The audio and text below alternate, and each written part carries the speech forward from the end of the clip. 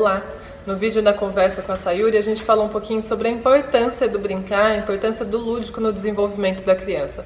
Agora eu vim aqui para tentar dar umas ideias, tentar inspirar vocês a trazer elementos para a criança poder brincar dentro de casa. Uma coisa que eu fiz foi separar em 3 categorias as brincadeiras para a gente conseguir organizar melhor o pensamento. Uma dessas categorias é brincar com elementos que a gente tem. Então, reconstruir materiais, usar material reciclável, papel, tinta, caneta, tudo isso que a gente geralmente tem à disposição em casa. Uma coisa que eu tenho e que me facilita é ter uma caixa. Eu tenho uma caixa de madeira onde eu vou coletando essas coisas e guardando. Que aí, às vezes, eu me inspiro e olho e faço alguma coisa, e outras vezes a própria Malu, a minha própria filha, tem ideias e consegue criar coisas a partir disso. Uma coisa que eu guardo, que a gente tem em casa sempre, são os rolinhos de papel higiênico. Eles podem virar várias coisas. Por exemplo, um monstrinho, quando você dobra a parte de cima, deixa as orelhinhas e pode deixar para a criança pintar e criar em cima disso. Ele pode virar uma girafa e tantos outros bichinhos com as perninhas de palitinho de sorvete. Ele pode virar uma lesminha, ele pode virar um sapo, ele pode virar um binóculo quando você usa 2. E tudo isso faz parte, a construção desses brinquedos faz parte do processo do brincar. Outra coisa, por exemplo, são as fitas. Aqui em casa a gente tem muita fita, a gente amarrou num palitinho e virou um brinquedo de ginástica rítmica, ou um brinquedo para brincar com o gato.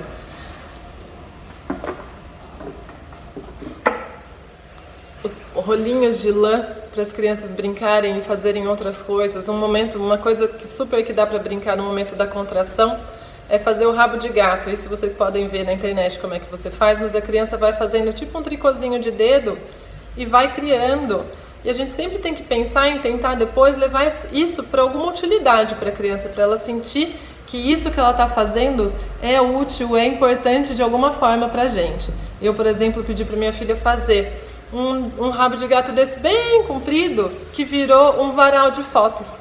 Brincar com as fotos, com as imagens antigas, separar para revelar tudo isso, tudo que você pode fazer dentro de casa pode virar um momento de brincadeira. Num passeio em volta do quarteirão, a gente pode coletar elementos da natureza que também vão servir para muitas coisas. Galhos secos, folhas secas, flores das primaveras que estão lindas florescendo. A gente pode trazer esses elementos e propor que a criança monte uma mandala colando. Ou a gente pode propor que a criança use esses elementos numa pintura criativa.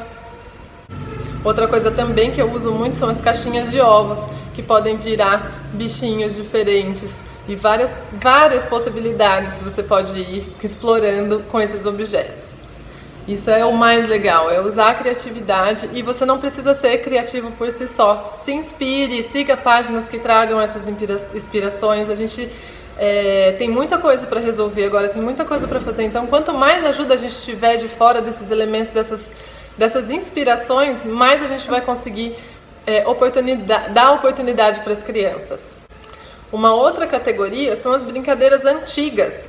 Lembra que você brincava de pula-corda, amarelinha, telefone sem fio, brincar de rima com as palavras, cantar cantigas antigas, brincadeiras de mão.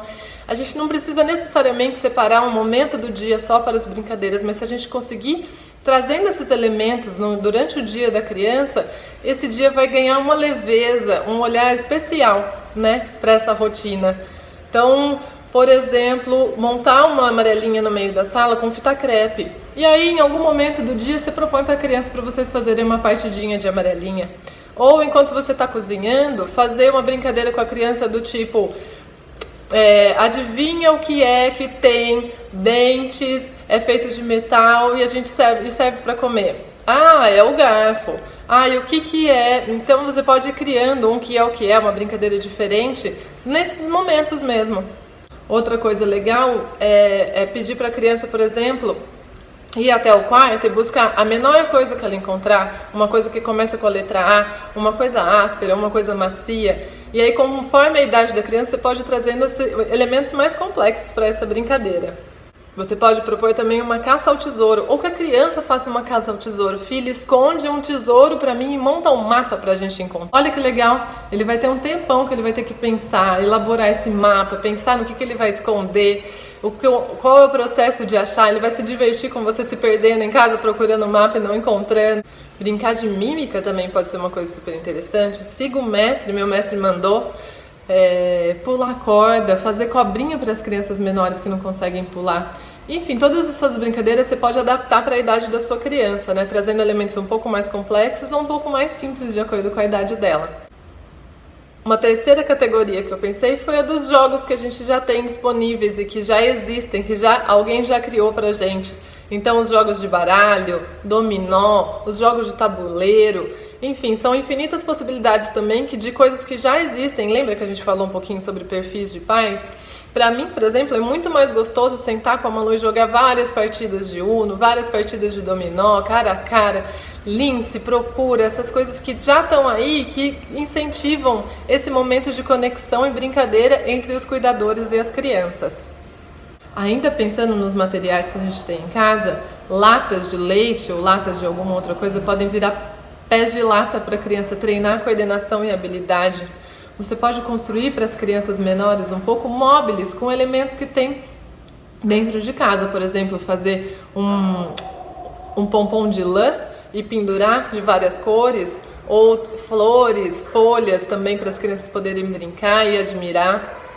Você pode utilizar, por exemplo, caixas de papelão e recortar em formatos de bichinhos e usar elementos da cozinha. Aqui, por exemplo, nossa borboleta foi feita com feijão, ervilha, milho de pipoca e macarrão, assim como o nosso caracol. E as anteninhas, foram feitas de galinhos que eu peguei do nosso vaso.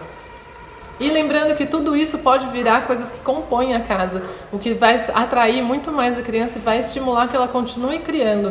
Esse aqui, por exemplo, é o enfeite de porta do quarto da minha filha. No vidro de casa também tem várias artes. Eu tenho umas canetinhas de giz líquido ou aquelas canetas permanentes que saem depois do vidro com um pouco de um pano com um pouco de álcool.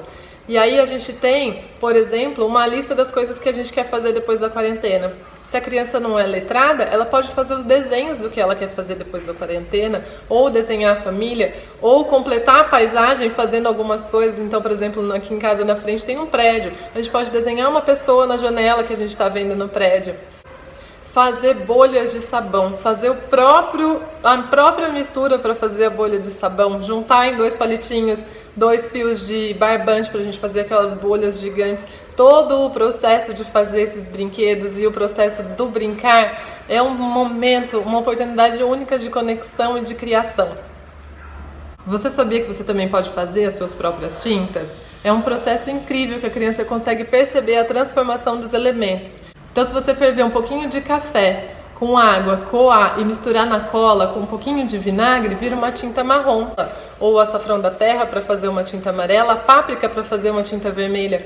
Isso tudo vai mostrando para a criança como a gente pode trabalhar todos os elementos para ressignificá-los, né? Que também é uma coisa incrível. Então é isso. Eu espero que esse vídeo tenha trazido inspirações para vocês, tenham trazido algumas ideias práticas de como trazer o brincar para o dia a dia. E não se sintam cobrados, não é uma obrigação. É simplesmente uma forma de fazer com que esse momento seja leve, que a gente consiga manter esse espírito brincante, investigador e criativo nas nossas crianças, que a gente consiga preservar esse momento da infância que é tão importante. E se a gente entrar junto, a gente só vai sair ganhando, porque o nosso dia também acaba ficando muito mais leve e a gente consegue se conectar e estar presente de diversas outras formas, né? E é isso, então eu espero que vocês tenham uma quarentena brincante e presente e que vocês sejam muito felizes. Até mais!